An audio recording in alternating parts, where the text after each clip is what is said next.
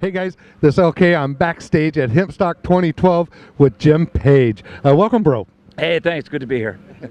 Very nice. I know that you've been involved with trying to help get it legal here because I know a couple of years ago you did the Octa Tour, and now you're here for Hempstalk. I want to thank you.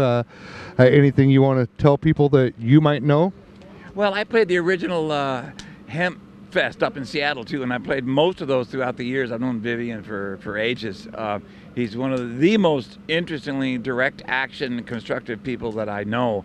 I'm from the '60s generation, and so I kind of came of age in the era when people were challenging all kinds of prohibitions.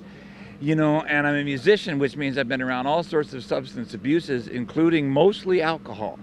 And we know what that does. I've seen what that does. I've seen the casualties over and over for years in the music community and in the civilian community associated with music and so on and so on and so on. And, it's a broken record to say over and over again that cannabis, smoking it, eating it, whatever. I mean, the worst I've ever seen is somebody might go to sleep. Or they might start seeing little sparkly things and talk about flying saucers or something. That's it. They're not going to get into fist fights. They don't get loud. They don't steal your stuff. I mean, it's completely different. And once you start to get into the whys and wheres of the prohibition and things were changed and locked away, it just starts to be kind of boringly the same as everything else in this country that gets hidden away and kept out of our grasp.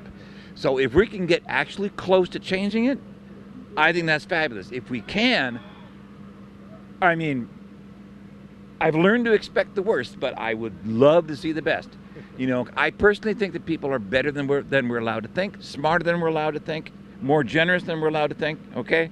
And I think we can do this. I'm always prepared for that big letdown, but I think I got my fingers crossed on this one. It really looks good. It really looks good.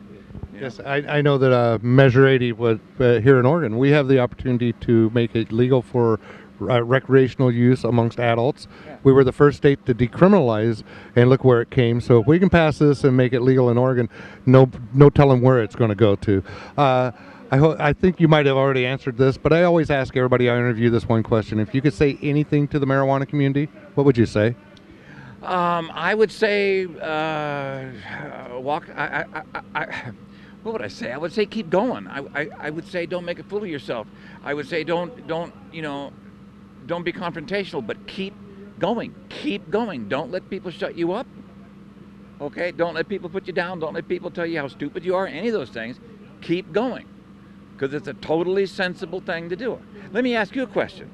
Okay? When it was decriminalized, so to speak, here in Oregon, did the murder rate go up? No. That's it. actually, violent crime actually came down. Yeah. So, anything that you think your fans would like to know where you're going to be in the future, or? Well, I'm playing all over the place. I always do a West Coast tour up and down the coast like twice a year, once in the spring, once in the fall, and so I'm looking forward to November is the next thing. And one thing I'd like to say, which people talk about a lot, and I've said this before, but it's true.